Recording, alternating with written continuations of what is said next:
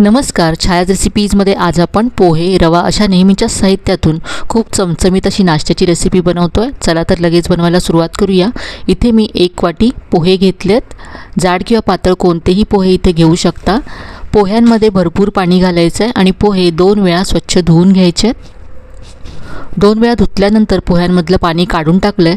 आता यामध्ये त्याच वाटीने मोजून 1 वाटी रवा घालायचा आहे। रवा सुद्धा जाड किंवा बारीक कोणताही तुम्ही घेऊ शकता।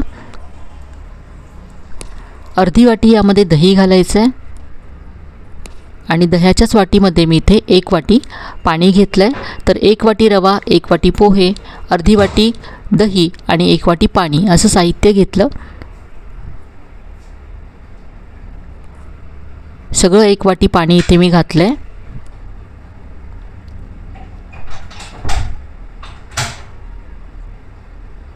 सगळं मिक्स करायचं आहे।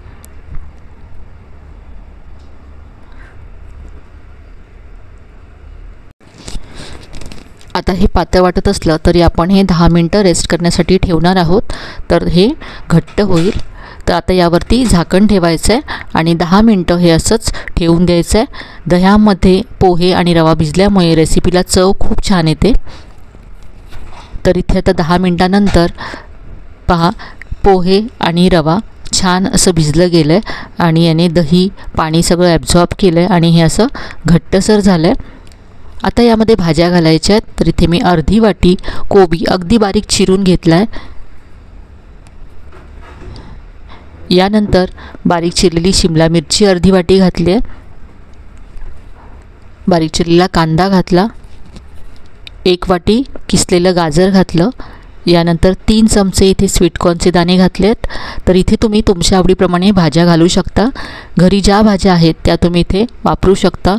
पालक असेल तर पालकसुद्धा बारीक चिरून घालू शकता। इथे बारीक चिरलेली हिरवी मिरची घातली, भरपूर बारीक चिरलेली कोथिंबीर घातली। यानंतर यामध्ये पाव चमचा हळद घालायची आहे, अर्धा चमचा जिरं घातलं, 1 चमचा धनेजिरे पूड घातली। यानंतर अर्धा चमचा इथे मी चाट मसाला घातला, यामुळे खूप चटपटीत अशी रेसिपी होईल। चवीप्रमाणे मीठ घालायचं आहे आणि 1 चमचा इथे मी मिरची पावडर घातली। तर ही मी रेसिपी थोडीशी तिखट करते, त्यामुळे इथे मी हिरवी मिरची आणि लाल तिखट दोन्ही घातले। सगळं छान असं एकजीव करून घ्यायचं आहे। यामध्ये आपल्याला कुठलंही पीठ, बेसन किंवा तांदळाचं पीठ असं काहीच वापरायचं नाही आहे। फक्त पोहे आणि रवा यापासूनच आपण ही रेसिपी बनवतो आहे। खूप मस्त क्रिस्पी होते ही रेसिपी आणि यामध्ये आपण भरपूर भाज्या घातल्यात, त्यामुळे मुलांसाठी सुद्धा खूप छान आहे। मुलं ज्या भाज्या खात नसतील त्या तुम्ही यामध्ये घालू शकता। त्यांना कळणार सुद्धा नाही की यामध्ये तुम्ही कोबी किंवा शिमला मिरची अशा भाज्या घातल्यात। इतकी मस्त ही रेसिपी चवीला होते।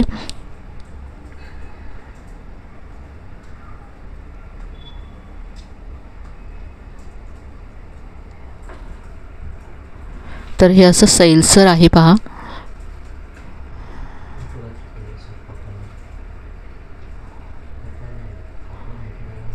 आता इथे गॅसवरती मी एक पॅन गरम करत ठेवला आहे। तुम्ही नॉनस्टिक पॅनमध्ये किंवा डोसा तव्यावरती ही रेसिपी बनवू शकता। तेल असं पसरवून घेतलं। तेल गरम झाल्यानंतर यावरती पहा, चमच्याने असं 1 चमचा तयार मिश्रण घालायचं आणि हाताने पसरवून घ्यायचं आहे। 1-1 चमचा मिश्रण घेतल्यामुळे सगळ्या अशा टिक्क्या किंवा हे जे कटलेट आहे एका आकाराचे बनतील।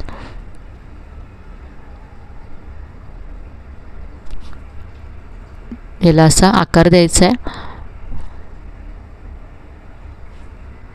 तर एका वेळेस इथे मी 3 बनवून घेते।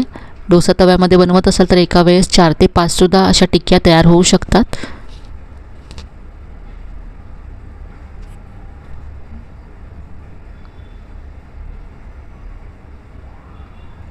मीडियम फ्लेमवरती आपण हे भाजून घेऊया।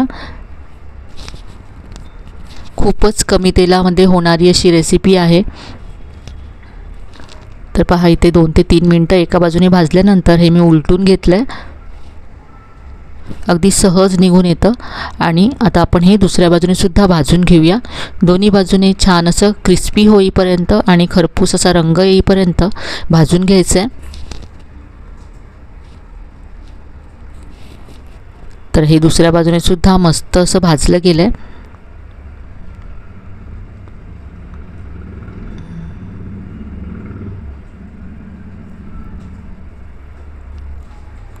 तुम्हाला पाहूनच कळत असेल हे किती क्रिस्पी आहे।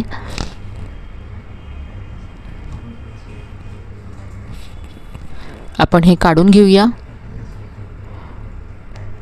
तर कुठल्याही चटणी बरोबर किंवा टोमॅटो केचप बरोबर हे तुम्ही सर्व करू शकता। मुलांच्या टिफिनसाठी किंवा नाश्त्यासाठी झटपट होणारी पौष्टिक टेस्टी अशी रेसिपी आहे।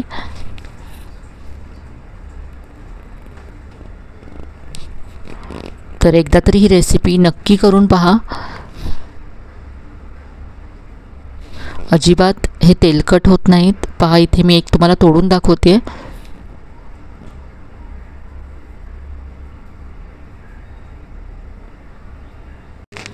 तर नेहमीच पोह्यांपासून किंवा रव्यापासून कांदे पोहे उपमा आपण नेहमीच बनवतो। एकदा तरी ही वेगळी नवीन रेसिपी नक्की ट्राय करून पहा।